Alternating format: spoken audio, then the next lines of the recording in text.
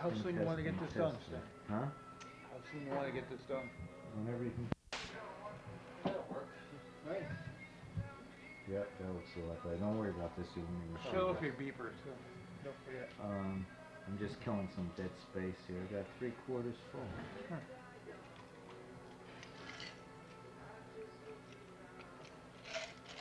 These batteries aren't worth crap. Christ, you only get 6 months out of them and then they Yeah. die. Is that a original battery or No. replacement? They were the original batteries years ago. I mean, a Panasonic battery or a. No, I think it's a different brand. Panasonic doesn't make their own anyway. Alright, that's about 45 seconds. Alright.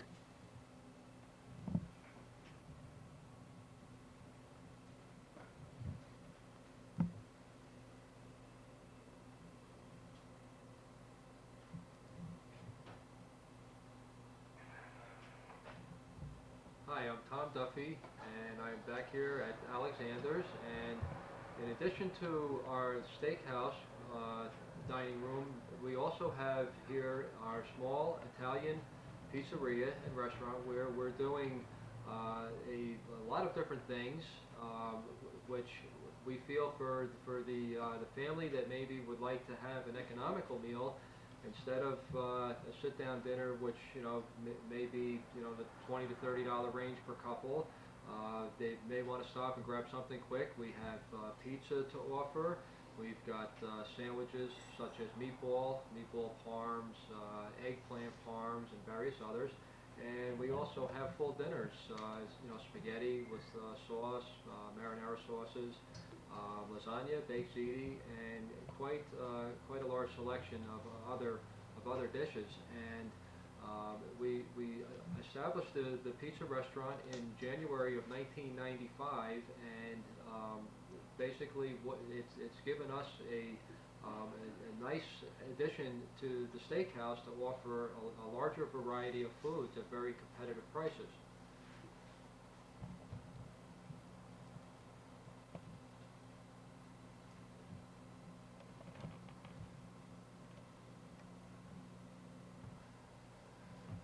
We're here in the pizzeria with our chef Jim Simcox, and How are you? Jim is going to show us or show you folks how he prepares a pizza.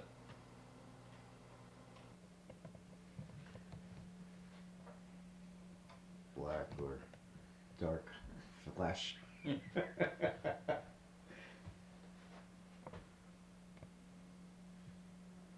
This is a good idea to have to walk through here to go when they leave, to get over there, to go over here. This is a smart move.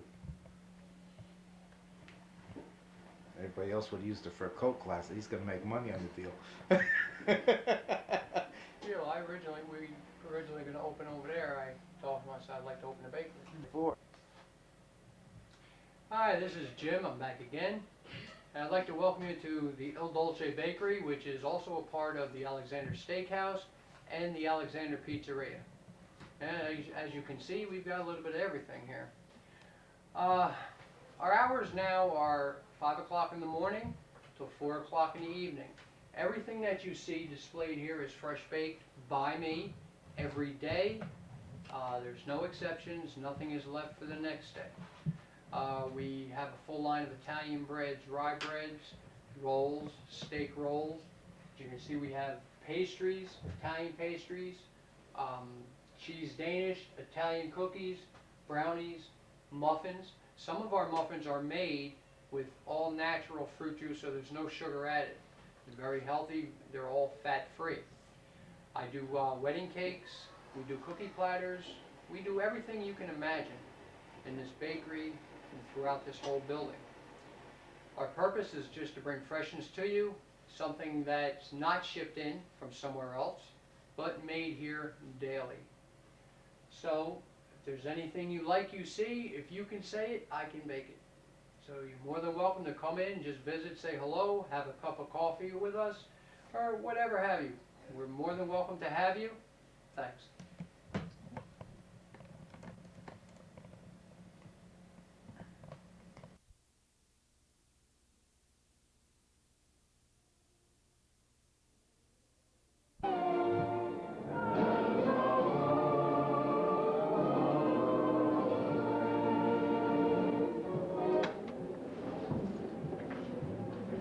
guys. Seated, please.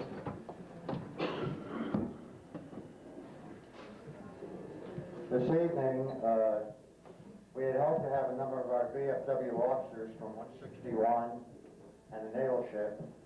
However, they are all at a county meeting in Middletown, Orange County VFW Council, which they're required to attend. And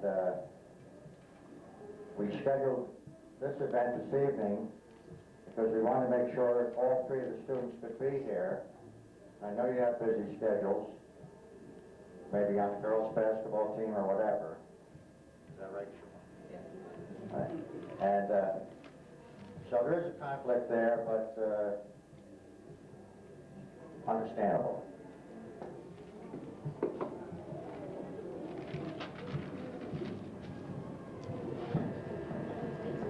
I'm very pleased now to introduce some of our invited guests. First, of course, our award-winning students. These awards were announced publicly, and also the cash awards were given to the three students on the evening of December 7th, coincidental with Pearl Harbor Day, here at a banquet sponsored by both of the VFW posts.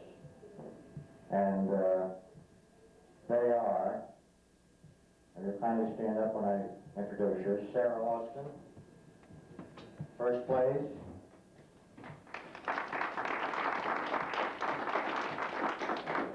Sarah's award was $200, shared equally by the two posts.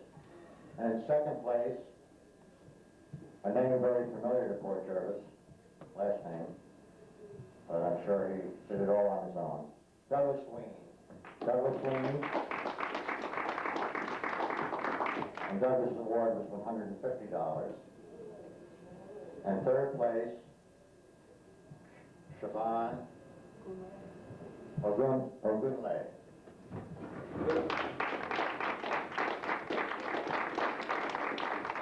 And her award was $100 shared equally. Maggie, we look forward to your speeches very shortly. Get this guy off the microphone, right? I'd like to introduce a number of our guests with us this evening. Very briefly, however, after the speeches, we would like each of you, if you would do so, to comment on the importance of the Voice of Democracy essay contest each year for 10th, 11th, and 12th grade students in the educational process, and especially the subjects of what we used to call civics, history, and so forth, now called social studies, including things like global studies.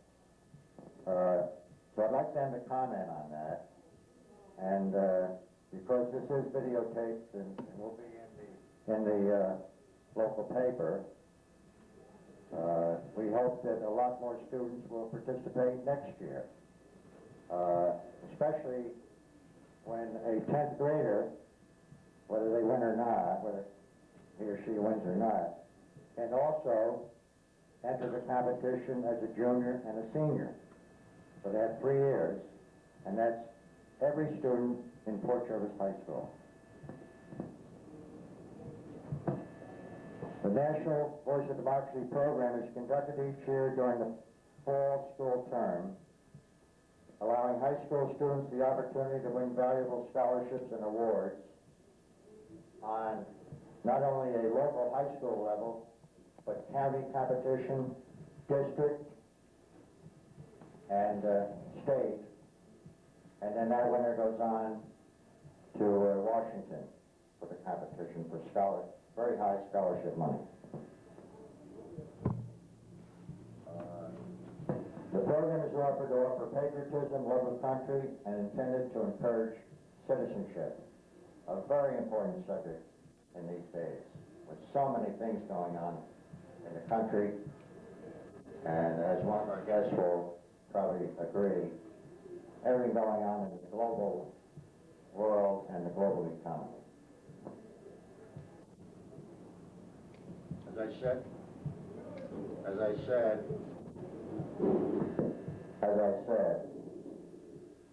it's open to 10th, 11th, or 12th grade students.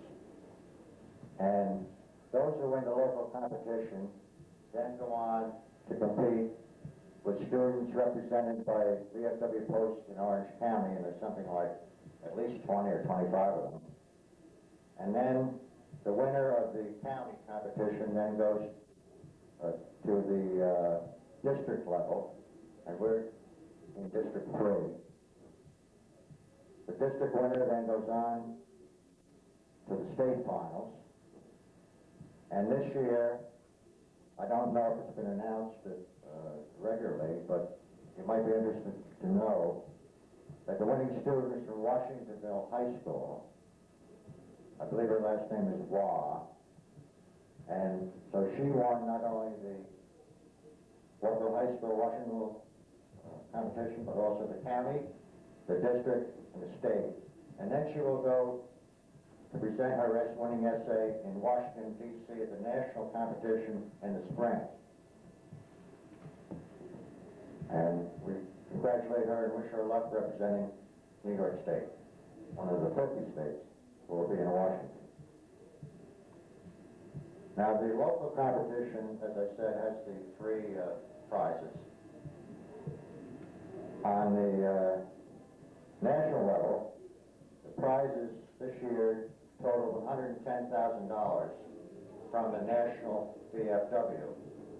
Now, that was for first place $20,000, second place $15,000, and on up the list. And then 17th through 40th place, a minimum award of $1,000 scholarship.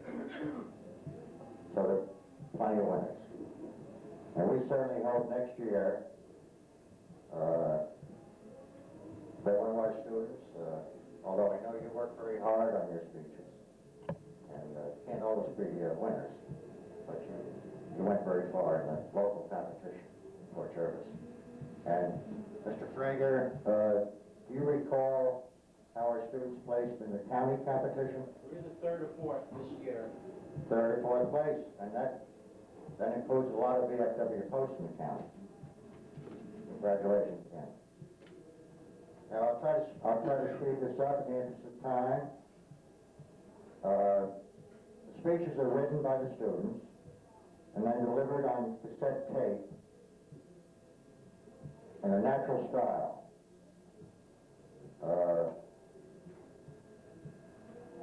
I had invited Mr. Ween to be here, but I'm sure he's tied up. Happens to be the father of Douglas. And for years now, there have been so many people and organizations involved in cooperating to put this all together. WDLC, for years, has been helping students audio cassette tape the speeches. We thank them for that. The judging has point values. For delivery, 20 points, or 20%. Originality of the speech or essay, 40 points. And content, 40.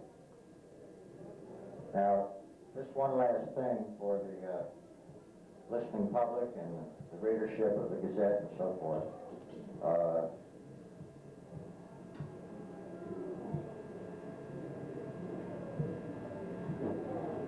The next contest, it's always in the fall, will be sometime in November, and any student at Fort Jervis High School, 10th, 11th, or 12th grade, can get information on it by contacting Mr. Leonard Prager, the guidance counselor. I'm sure students know him. And he will give the rules and regulations and accept your application. Now, for those introductions I mentioned a few minutes ago. First, a gentleman who has helped the two posts over the years, I believe since at least 1980. That was because that's when I became a life member. And I remember talking with you. Mr. Prager works with the students, coordinates the program for us, does a wonderful job. He's the guidance counselor up there. So students should contact Mr. Prager. And we also have with us very good friend of mine and my family for years. The former President of the Board of Education, Dr. Harrison Murray. Welcome. I don't know, Dr. Murray, if you delivered any of these students or not when you were in practice. It was either you or Dr. Schultz, right? Right. Okay. Now, also from the high school, two gentlemen. First, Mr. Jack Latini, principal, who's been very supportive of the program, and nice enough to be here tonight.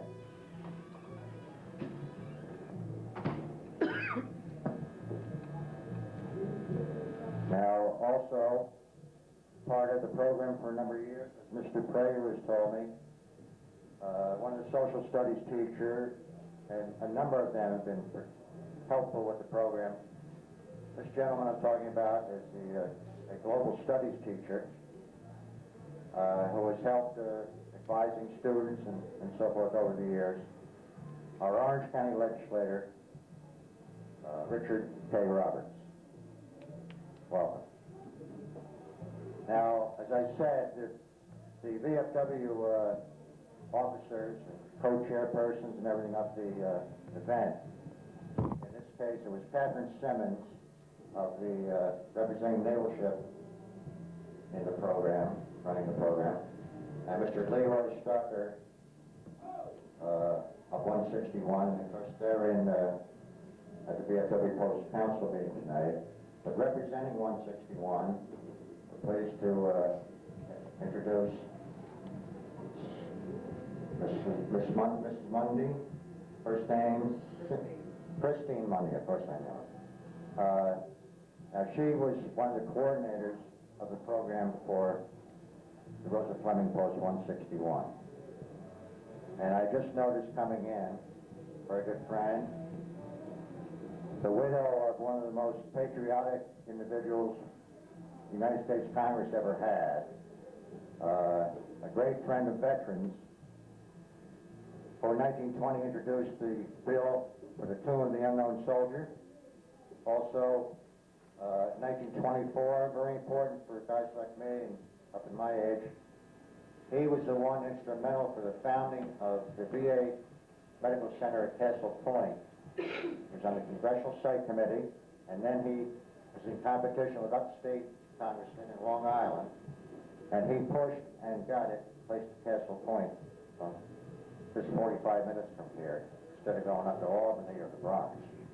And that is Mrs. Lydia Fish. Well, thank you for coming. Okay, now, other introductions. We have relatives of the three award-winning students. Would you like to introduce your relatives?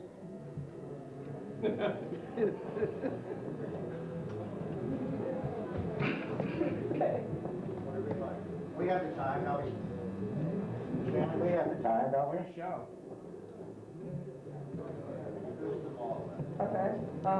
My mom, Agina Boulain, and my two sisters, Sabrina and Cheryl Boulain. My mother, Ruth Mann.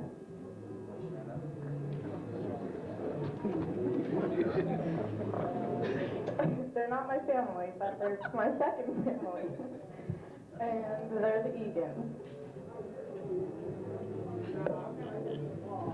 I hope that was a good rehearsal for your speeches. Here's the mic, right? We also have with us a member of the media. I don't usually introduce members of the media, but I have a great deal of respect for this gentleman, Dave Gordon. I think I did the second introduction? You owe me one. You owe me a picture in the paper of these gals, right? Okay. Now, I said I would be brief, didn't I? Mr. Prager, would you kindly come up and introduce the students, and I think we'd like to also know if you have the grades that the students are in. So it'll be an encouragement for new students. Well, I think that these students have become very well known. Sarah is a senior Siobhan is a junior, Doug is a senior. They've not only done well in this contest, Siobhan entered last year, did extremely well, and I hope that she enters again next year, and I think she has a good chance of coming in first, not only here, but in the county. These are the kinds of students who are excellent academic students. They pitch in, they're team players, they're involved in anywhere from half a dozen to a dozen extracurricular activities, and I think they are very remarkable individuals. We had 22 students submit speeches, and every one of the speeches was worthy of recognition. Mr. Roberts happens to be here tonight. It's always difficult to recognize certain people because you're liable to forget other people who aren't here. But we have, among the faculty, a wide cross-section of teachers. For example, many times a person will have to miss a rehearsal to do their speech, or they may have to be late to a particular class. So all of the faculty is involved. Mr. Latini is extremely supportive of this type of thing. Our central administration, everybody pitches in. And I think this is why the program has grown, and we have averaged for the past 5 years, I would say, in the area of 20 to 25 excellent speeches. So I'm very, very proud of these people, but I'm proud of all of them, and I'm proud to be associated with an organization that really cares. And I think both posts have been extremely supportive, and this is the least we can do for our posts, because they've been great. Thank you very much, Leonard. We hope you can be with us another 30 or 40 years. We'll have to bring in somebody else 30 or 40 years from now, right? Okay, now, don't mind the Irish jokes once in a while, folks. I've asked the students whether they want to stand and present their speeches. If we're talking about patriotic and democratic processes, so I've asked them. And they voted unanimously that they would, because it'd be easier to turn the pages of their speeches to get them sitting down at the table. And I can well understand that. It ain't easy up there, folks. And you are going to introduce them. And we'll go with third, second, first place. Okay, Siobhan, we're starting at this end and we're working across from left to right. And Siobhan is going to be the first reader.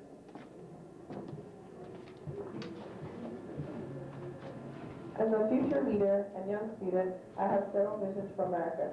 America is a democratic country in which we receive an education, food, healthcare, jobs, and shelter. America is also a country in which we are given opportunities to succeed and surpass any other country economically and politically. To enhance the future of America and to preserve democracy, it will take dedication, time, and effort. Because we are such a diverse country with many different kinds of people and diverse ideas, I feel we will overcome all our problems and remain politically stable. The well-being of America and its people must remain our prime concern as long as our nation exists as a united and democratic country. We must maintain the Bill of Rights and provide equal opportunities for everyone regardless of race or religion. The main component of our country is our people. We must continue to provide our people with basic freedoms, rights, and opportunities. We must continue to create a healthy, clean environment for our people. We must preserve the country for future generations by reducing pollution, harmful radiation, the production of harmful chemicals that are detrimental to our ozone layer and our overall environment. We must take care of our planet, because if we don't, who will? Unless we protect it, America will no longer exist in its present state. The lives of our people will be endangered, and there will be no place for us to continue the task at hand. We must remember that the environment is not ours. Rather, we are holding it for our children and future generations. We must also continue to provide our people with a decent education. Education is the basis for any successful society. We must educate our children so that they can become the future politicians, business leaders, and teachers of America. For America to continue being a world superpower, we need to prepare our people to compete in all areas with the scholars and leaders of China, Japan, and other world powers. In the future, we need to modify government spending to improve our military status so we can hold our own globally. We need to continue to have a strong defense so we can protect and defend democracy worldwide. With a strong defense, we could continue protecting the people of our nation and help underdeveloped countries that need military assistance. America as a superpower with military powers will become an ideal role model for the rest of the world. Other countries would look up to us as a source of protection and security. America will provide a security blanket that helps hold all Americans tight and secure in peace and harmony. Everyone in America has different goals and expectations for the future of this country. I feel that we must strive to accomplish all of our goals. We must work together to help preserve democracy, strengthen our military, and protect the environment. If we do all of these things, there will be no other country stronger than us. The future of our country also depends on the proper applications of our knowledge and intellect in competition with other nations. We must surpass the technology of other nations in manufacturing goods if we are to compete in a world economy. The future of our country depends on what we do today. Each day brings us closer to the future. I hope that everyone does their part because the future is like a jigsaw puzzle. If there's one piece missing, the puzzle is ruined. By working together, we can see that all the pieces fall into their proper places.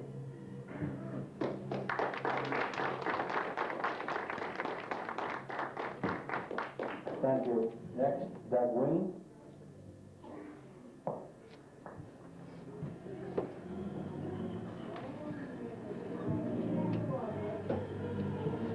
A kinder, gentler, nicer, and more caring society is my vision for the future of America. Our country's general morals and values aren't positive enough in today's everyday life. It's too hard to find a decent, honest American in this day and age. If I could help change that fact for the better in any way, I would. If a man finds a wallet on the street, the first thing he should think is, I hope I can return this to the owner before it causes a problem for him. The finder should not be thinking, I hope this thing has an address and house key in it. Oh look, here are some credit cards to play with. When a teenage girl goes into a drugstore to get cosmetics, she should be thinking, I wonder what brands are on sale today. She shouldn't look at the displays and grumble, why do they have to make the packaging so big? I can hardly sneak that huge thing into my pocket without someone noticing. When a new fourth grader gets to the playground, one of the old neighborhood kids should say, hey kid, do you want to play kickball or do you like soccer better? He shouldn't say, nice clothes, nerd. Does your mom shop at the dump? Unfortunately, I fear that many times in our society, the second cases above are more likely to take place. In the future, I would like to see a few changes occur concerning this problem. Young and old people alike should have good examples and role models to look to. They should be taught a basic sense of morality so they, in turn, can pass that on to others.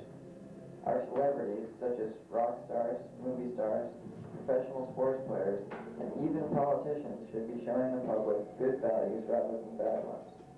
Magazines, newspapers, talk shows, and news shows emphasize bizarre and negative people and events much more than positive ones, and much too often.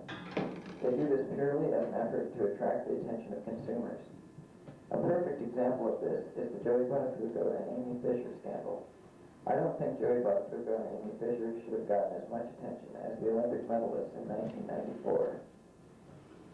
It is my opinion that the majority of crimes are not committed by people out of hunger or desperation, but are committed out of greed and a lack of sense of what is right and wrong. No person should ever point a gun or other weapon at another human being unless defending his or her life, home, or country. My vision of America is one without crime, where two strangers can make eye contact on the street without worrying about being mugged. When I have children of my own, I want to have the security of knowing that they'll be safe walking the streets of any town USA, as if they were eating dinner in our own home. Is all of this only a dream? Is all of this just a fantasy? No. It is my idea that all citizens, including myself, should have the drive and ambition to make America the place that we all dream of. It is the personal responsibility of each American to make this vision a reality.